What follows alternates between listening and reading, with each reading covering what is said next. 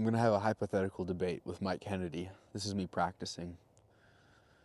Mike, you seem like a good man who loves America and who loves his family. But it is time for people who have voted for money to Israel and defended Israel to take a step back, because we do not take you seriously anymore. America First can be translated into America only. Only America for right now, for a while. That's what America First really means. It doesn't mean that's the first thing we name on the budget and then we list all the other countries and all the other places and all the other peoples. It means America only for right now and for a while. If you are going to vote for H-1B visas, you are not America First. If you would vote that a big trust like BlackRock, a big monopoly, massive trust like BlackRock, Vanguard, State Street, Wells Fargo, if you would vote for them to not be split up and to continue subsidizing them and letting them use interest and usury to ruin American lives, then you are not America First. And that does not mean that you are a bad person. I don't think you are. But it means you are not America First, and it is time for America only. America First, America only for a while. Then we can start giving handouts to other people. Then we can start worrying about how many people should we let in.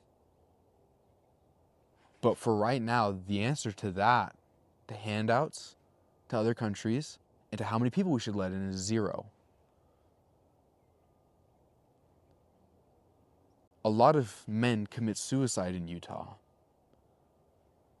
This is a ridiculously serious problem. A lot of young men in Utah are addicted to porn. This is an unbelievable catastrophe. I have not heard of you saying a word about legislating the destruction of the porn industry in America. Maybe you have. Maybe you say that stuff in private. It needs to be said in public. This is not about hatred. This is not about resentment. This is about taking care of maybe the most important country, the most important experiment that has ever been undergone on the face of this earth. The USA. It is about defending that. It is not about hating everyone else. It is about saying, this experiment needs to live on. And part of that is going to include saying, we are a dying empire.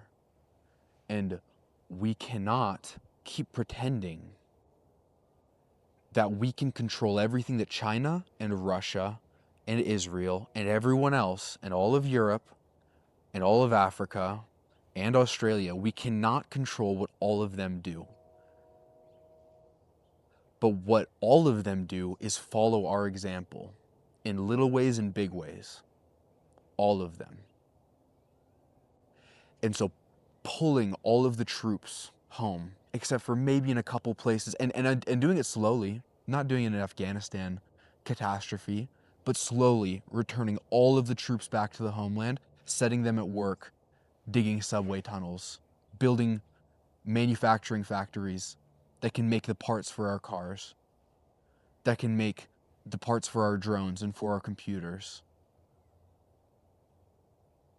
I mean, hell, making the screws that hold our houses together, taking all the troops home and setting them about making America the greatest place on earth. Disengaging from foreign conflicts, saying, screw Taiwan, screw Ukraine, not actually screw them, but like wish them well. Do it slowly. Do it methodically. Tell people what our plan is. Codify it into law. We will not let ourselves be a collapsing, dead empire, consumed by barbarians, ripped apart from within. We are not going to do that. We are going to gracefully take a step back. We are not going to go the way of Rome or of Great Britain. We are not going to do that. If we are Great Britain's unruly child who grew up and superseded our mother, it is time for us to have some dignity and some responsibility in taking a step back from the role that we watched our parents fulfill. If that's what we are, if we are the successor to the British Empire, the empire on which the sun never set, well, the sun set on her. And she is still a dying, cannibalized country that isn't ready to accept what is. But America can do better. We have historically done better. America, we underwent a grand experiment to solve race. And some aspects of that experiment have undeniably failed.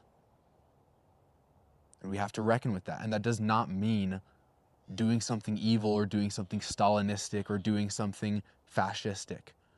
But it means reckoning with the hard wall we have run into of dealing with race. We tried to deal with gender. And we have to gracefully and with dignity reckon with the fact that we did not understand what we were getting ourselves into with the excesses of feminism. That is a thing we have to reckon with. And again, you can do it with dignity. You can do it with resolve. And we have to also allow ourselves the humility and maybe even the shame and the guilt of saying that maybe we screwed up in terms of religion and maybe worshiping Israel was a bad idea. Because when we started to bless Israel in 1950 whatever, we got a lot of things that don't look like blessings.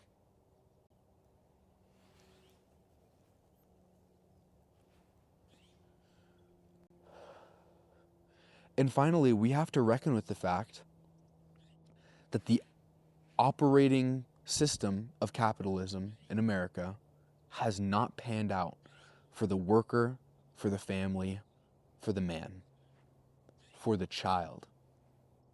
That this system of massive oligarchic trusts who can change prices at any time, who can buy up all the houses and all the free real estate, this system might have some drawbacks. And the ways that we've touched the scale of capitalism have not gone well. And that there may be some overcorrection necessary to set things right.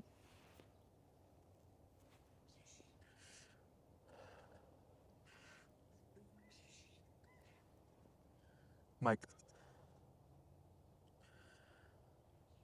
I'm running against you, but I have nothing in my heart against you as a man.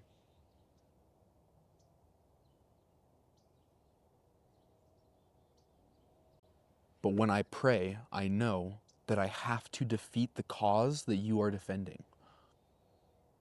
Or I have to at least try. This is not a republic anymore. You can no longer call yourself a Republican. I'm stripping the title from you. As if I could.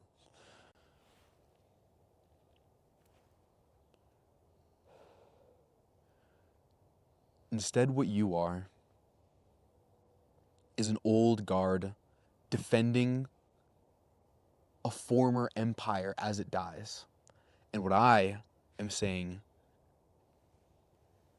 is if we handle this with dignity, with courage, and with clarity, we can prevent the death of an empire and instead let something new be born. But it is really, really specific on how to do that. And we must be strategic, and we must not let ourselves be carried away by impulses and retardation. We can't. We cannot be too slow, and we cannot be too fast. And I'm not good at everything. In fact, I'm really bad at a lot of things, like quitting cigarettes.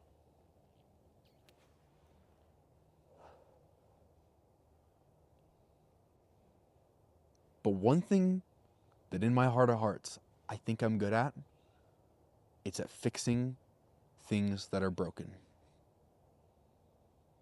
Because I think I understand broken things because I am one. And I didn't fix myself.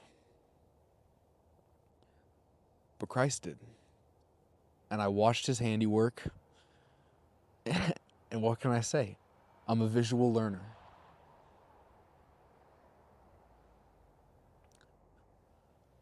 So that's my